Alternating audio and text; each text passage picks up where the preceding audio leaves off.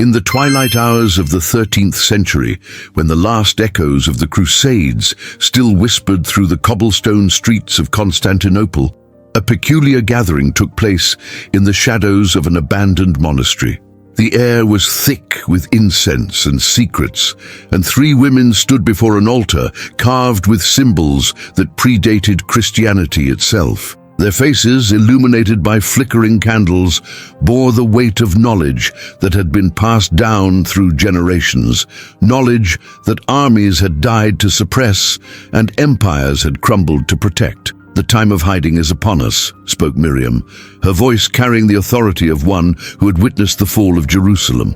Her fingers traced the intricate dragon pendant that hung around her neck, its emerald eyes catching the candlelight like stars in the darkness. "They burn our libraries, they silence our teachers, but they cannot extinguish what lives within us." The youngest of the three, Lydia, barely past her 20th year, clutched a leather-bound manuscript against her chest. "But where will we go? The knights have marked us. They know our faces, our bloodlines. The Order of the Dragon has been declared heretical by the very church that once sought our counsel." Eleanor, the eldest among them, whose silver hair seemed to shimmer with an otherworldly light, placed a weathered hand upon the stone altar. "Child, we are the daughters of those who walked with the first light. Our lineage stretches back to the Gardens of Eden, to the first woman who dared to seek knowledge beyond the boundaries set by fear. We do not simply flee, we transform." The monastery around them told the story of their persecution. Broken frescoes depicted scenes of divine wisdom being shared between mortals and celestial beings, now defaced by those who feared what they could not understand. The Order of the Dragon had once been the secret keepers of the ancient world, protectors of the sacred feminine principle that had guided humanity through its darkest hours. They were the guardians of the eternal flame, the keepers of the original teachings that spoke of humanity's divine nature. "Tell me again," Lydia whispered, her voice trembling with both fear and wonder, "about the first covenant." Miriam's eyes closed as she began the recitation that had been passed down through countless generations. "In the beginning, before the world was divided by the sword and the cross, there existed a sacred order, not of men who sought to dominate, but of women who served as bridges between the earthly and the divine. We were the dragons, not the beasts of destruction that the scriptures would have you believe, but the serpents of wisdom, the guardians of the tree of knowledge." The manuscript in Lydia's hands contained the complete genealogy of their lineage, tracing back through the centuries to the original 13 women who had received the sacred teachings. Each page was illuminated with symbols that seemed to pulse with their own inner light: the Ouroboros, the tree of life, the sacred spiral that represented the eternal cycle of death and rebirth. "The Crusaders fear us because we remember," Elena continued, her voice growing stronger with each word. "We remember the time when the divine was not trapped in distant heavens, but lived and breathed in every woman who dared to speak truth. We remember when healing was not called witchcraft, when prophecy was not deemed heresy, when the sacred marriage between earth and sky was celebrated rather than condemned." Outside, the sound of approaching horses echoed through the night. The Inquisition had found them, as they always did, but this time the daughters of the dragon were ready. "Take the manuscript," Miriam commanded, pressing a small silver key into Lydia's palm. "Go to the hidden chamber beneath the olive grove. There you will find the other sacred texts, the ones that speak of the true nature of the Christ consciousness, the ones that reveal the role of Mary Magdalene not as a repentant sinner, but as the first apostle, the keeper of the deepest mysteries." Lydia's eyes widened with understanding. "The bloodline, it continues through her, through us. Through every woman who has ever dared to question the narrative imposed upon her by those who would keep humanity in darkness," Elena replied.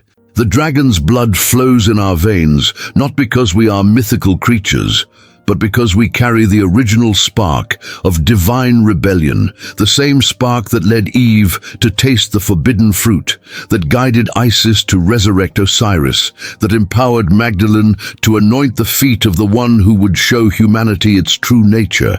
The sound of heavy boots on stone grew louder. Time was running out. "But what of the others?" Lydia asked, thinking of the dozens of women across Europe who carried the same bloodline, who possessed the same gifts of healing and prophecy that had marked them for persecution. "They will know," Miriam said with certainty.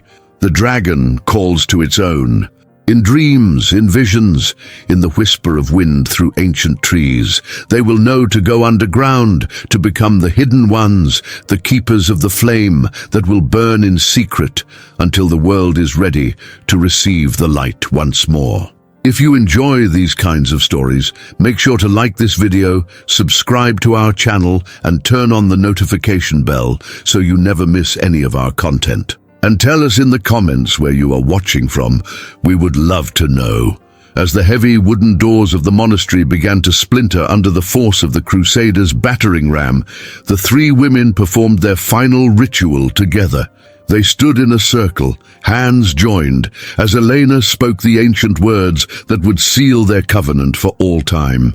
By the power of the dragon, by the wisdom of the serpent, by the love of the divine feminine that flows through all creation, we bind ourselves to the eternal flame.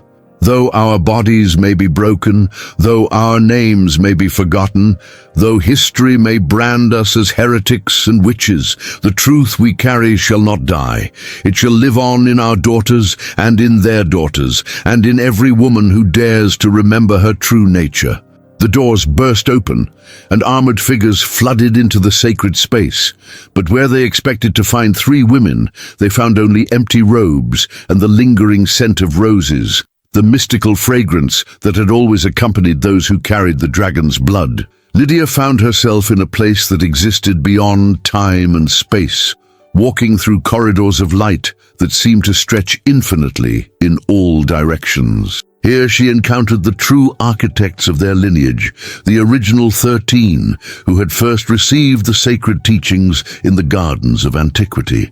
"You understand now," said a voice that seemed to come from everywhere and nowhere at once.